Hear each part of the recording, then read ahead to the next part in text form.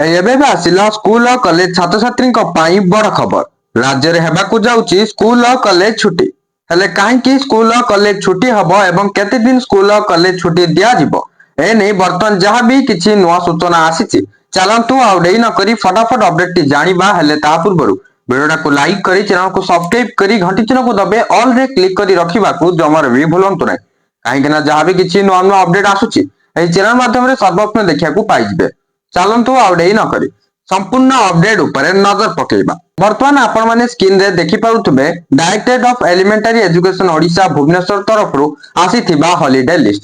ଠିକ ସେଇଭଳି directorate of elementary education Odisha Bhubaneswar ତରଫରୁ ଆସିଥିବା ହଲିଡେ ଲିଷ୍ଟରେ 14 ନମ୍ବରରେ ରାମ ନବମୀ, ଯାହା 17/4/2024 ୱେଡନେସଡେ ବା ବୁଧବାର ଦିନ ରହୁଥିବା ଯୋଗୁଁ ଉକ୍ତ ଦିନଟିକୁ ଛୁଟି ରୂପେ ଘୋଷିତ କରାଯାଇଛି।